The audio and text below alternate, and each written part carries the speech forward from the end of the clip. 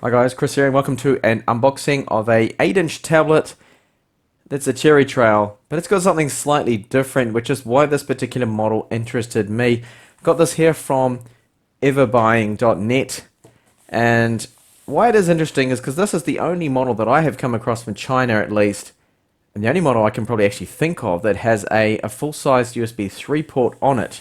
Now hopefully this port's going to be able to power a hard drive. The model, of course, is the Jumper EZPad Mini3 is what it's called. Now, I've already tested out the Jumper EZPad 5. That was an okay tablet that had really high quality, really good build quality, but it did have a rather large problem that it couldn't power any external hard drives for me. Hopefully, this isn't the case. Now, the specs on this one, they are pretty stock standard. We've got an Atom X5 Z8300, 2 gigabytes of RAM. We have a rather low resolution screen, an 8-inch 1280 by 800. Wireless in, Bluetooth 4, and only Windows 10 Home. So there's the box. It's a little beat up because they didn't actually use a lot of protection there with it, just the bubble wrap. So EZPad Mini, and very thin box. But it does at least have polystyrene wrap around it. And that's actually packed up quite well there. So there's our micro USB to USB 2.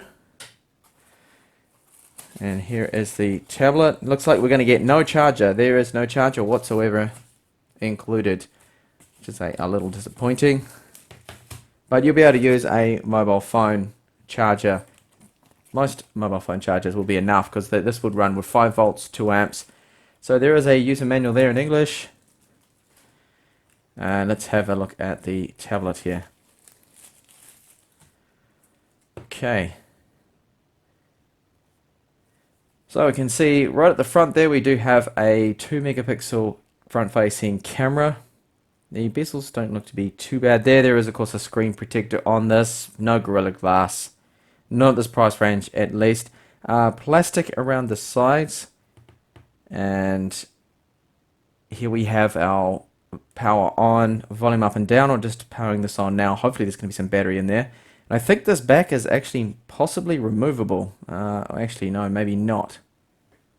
Well, actually no, I can see a gap here. I think I can pull this off. Yes.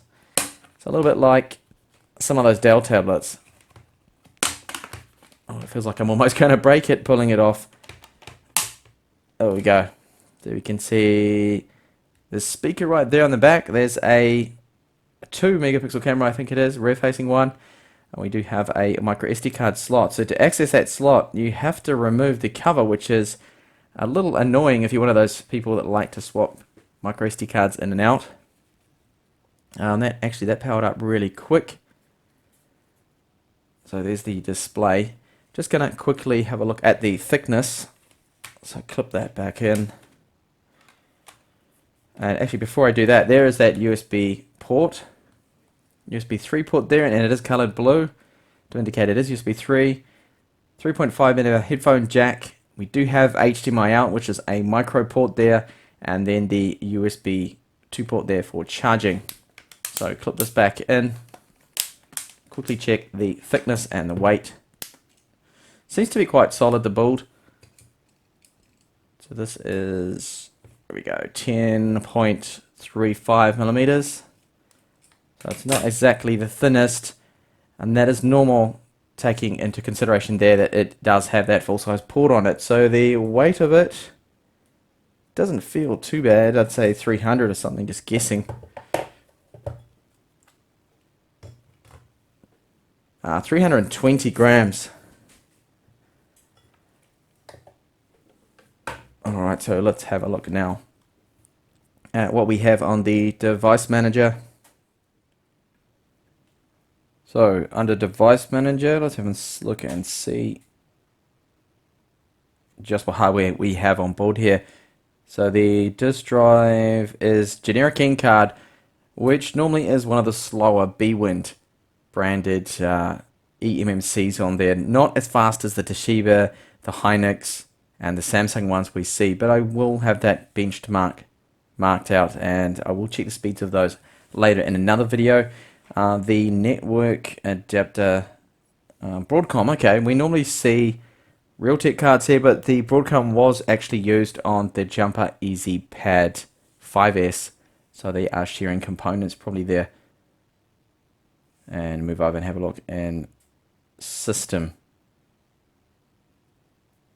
You'll see that I have actually pulled the first layer 2 off the screen protector, and I've noticed something that it is a fully laminated display, which is really good to see. There's no gap here.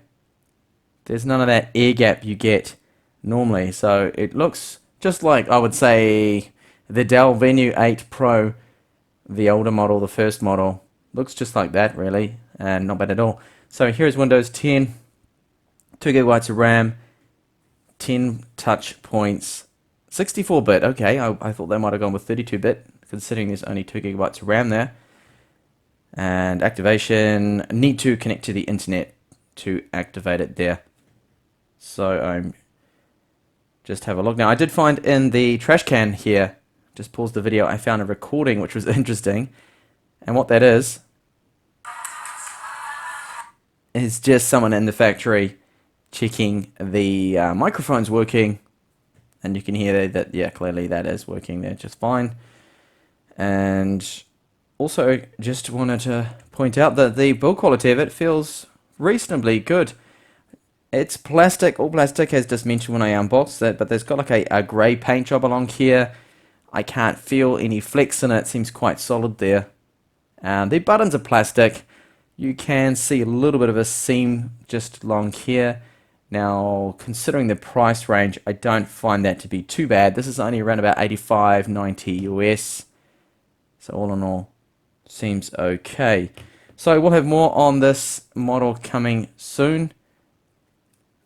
Hopefully not too far away. Now, I have had a few problems, rather large problems with my internet. My 4G was cancelled on me. It was supposed to be unlimited, but they killed my connection. Orange, that I was using just too much data for them. So unlimited really actually means limited in Spain. Now I'm on Vodafone, have to pay per gigabyte my data they have up here in the mountain. And I'm only getting 3G.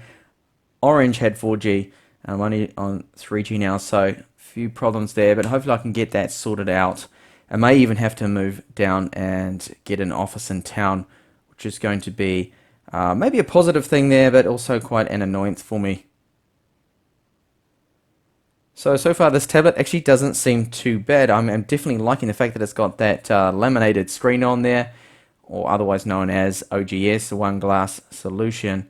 So the digitized glass is bonded optically to the IPS panel below there.